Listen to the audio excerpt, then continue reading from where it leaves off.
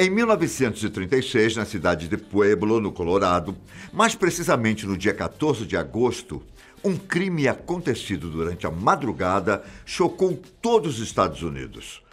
Duas adolescentes, Dorothy Drain, de 15 anos, e sua irmã, Barbara Drain, de 12 anos, foram sequestradas no quarto na fazenda de sua família, levadas para um local ermo, torturadas, espancadas e estupradas. Dorothy morreu devido à brutalidade do ataque, enquanto Bárbara, mesmo com toda a fúria do agressor, sobreviveu. Alguns dias depois, Joy Aride, um homem de 21 anos, foi preso vagando próximo ao local que tinha acontecido o crime. Ele foi preso pelo crime de vadiagem, muito comum na época. Porém, depois de levado à delegacia e interrogado por horas, Joey confessou o crime tão cruel que tinha acontecido 10 dias antes. Começa aí uma das maiores injustiças já cometidas na história. Hoje eu vou contar para vocês como Joy Aride, um homem mentalmente doente, incapaz de fazer mal para uma mosca, foi morto na câmara de gás por um crime que não cometeu. Meu nome é Ivan Lima e seja muito bem-vindo a Fatos Desconhecidos.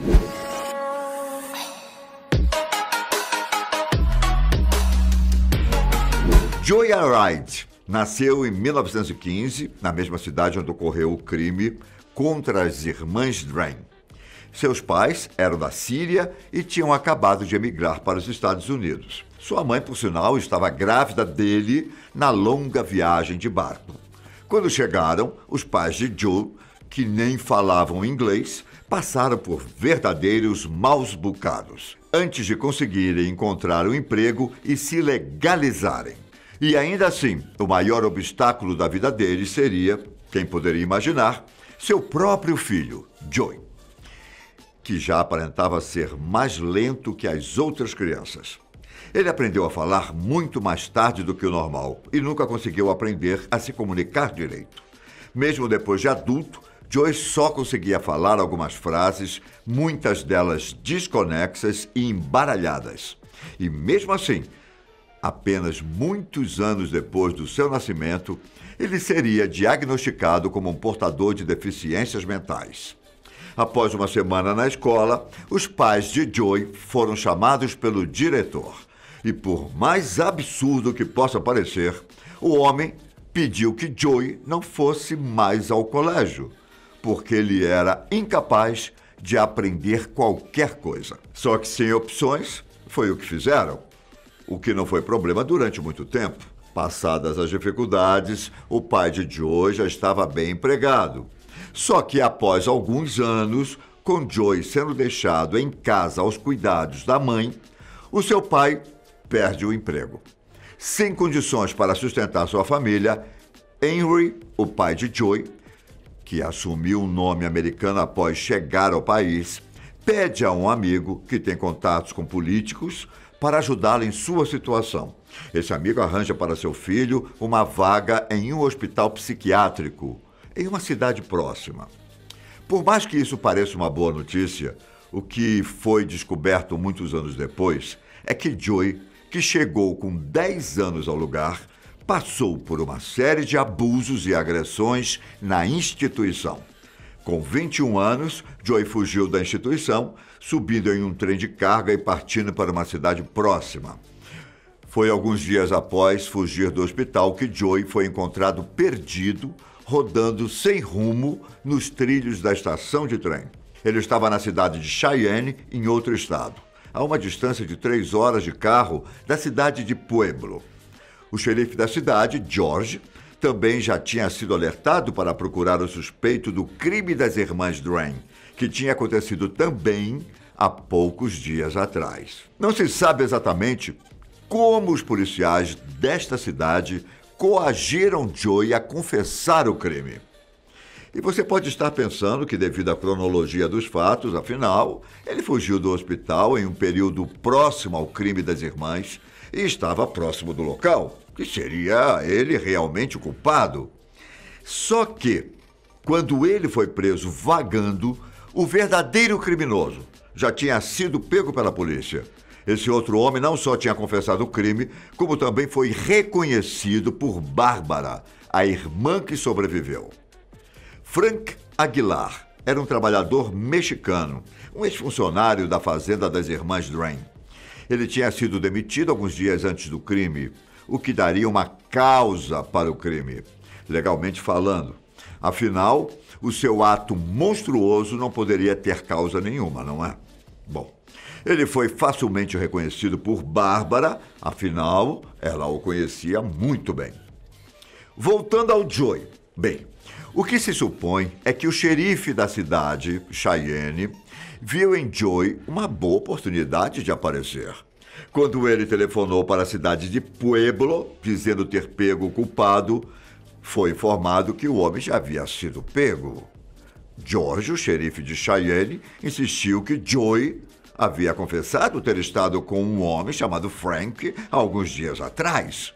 Além disso, George tinha conseguido uma confissão formal de Joey, que teria afirmado várias vezes que ele teria cometido o crime. Depois que foi levado para Pueblo, a cidade do crime, Joey, que era totalmente incapaz, mentalmente falando, continuou a confessar o crime. O problema era que Frank, o verdadeiro culpado, já havia dito várias vezes que nunca nem havia visto Joey alguma vez na vida. Bárbara, a irmã que sobreviveu, também afirmou nunca ter visto o homem antes. Não se sabe ao certo porque Joey confessava o crime como se tivesse realmente o feito. O que se supõe é que ele teria sido seduzido pelo xerife George, que teria prometido várias coisas boas para ele caso ele confessasse o crime. E bem, o que quer que fosse, fato é que Joey acabou realmente gostando, o que eu vou explicar melhor. Antes do julgamento, o advogado dele tentou alegar que seu cliente era mentalmente incapaz de cometer o crime. A acusação conseguiu um laudo atestando que Joey era assim capaz, porém que era um imbecil.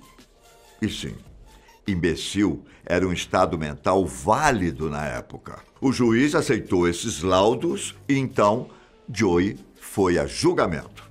Foi considerado culpado e a pena, devido à gravidade do crime, seria a tão temida pena capital, ou pena de morte. No caso de Joey, a câmara de gás. Ele então é levado ao Centro Correcional Territorial do Colorado para passar seus dias finais no espaço conhecido como o Corredor da Morte, onde ficam os presos que serão executados. É nesse lugar que Joey ganhou seu apelido mais famoso, o prisioneiro mais feliz do Corredor da Morte. Isso porque, conforme o parecer oficial do diretor da prisão, Roy Best, Joey provavelmente nem sabia que ele estava lá para morrer. Quando chegou na prisão, o diretor já sabia da personalidade infantil do prisioneiro e, por isso, deu para ele um pequeno trem de madeira. Foi com esse objeto que Joey passou várias e várias horas brincando e se divertindo em sua cela. Na cadeia, ele ainda teria passado por outros testes psiquiátricos. Os resultados deram que Joey tinha a mente de uma criança por volta de 6 a 8 anos, que era incapaz de distinguir ainda o que era certo e errado, e também incapaz de ter cometido um crime tão absurdo. Mesmo com esses novos resultados, sua pena não foi revista por nenhum juiz.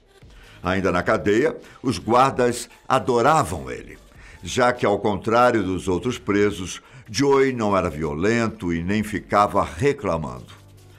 A última refeição que ele pediu foi sorvete.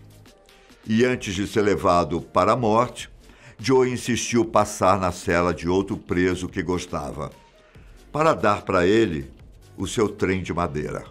Conforme os relatos, ele fez todo o caminho para ser executado com um sorriso no rosto, provavelmente sem entender o que estaria para acontecer.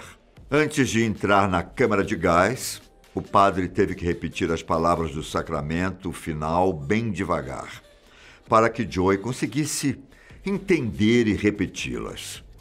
Roy, o diretor da cadeia, conta que depois que a cela da câmara foi fechada, ele caiu em lágrimas, porque sabia que ali estava sendo cometida uma grande injustiça.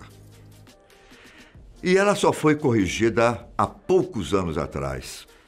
Em 2011, 72 anos após sua execução, um grupo chamado de Amigos de Joyride conseguiu com que o governador do Colorado, na época Bill Reiter, concedesse para Joy um perdão póstumo, sendo inocentado de seus crimes. Só que, infelizmente, tarde demais. Bom, e caso também você tenha achado essa história familiar, você provavelmente já viu uma obra-prima do cinema americano, o filme A Espera de um Milagre, que conta uma história bem parecida. Bem, esse filme não foi inspirado no que contamos aqui hoje, e sim em outro caso, mais triste e ainda mais injusto que esse. Se vocês querem também conhecer essa história, fala aqui pra gente nos comentários. Eu fico por aqui e não se esqueça de dar o seu like se você gostou do vídeo de hoje. Um grande abraço para você, fica com Deus e até a próxima. Tchau!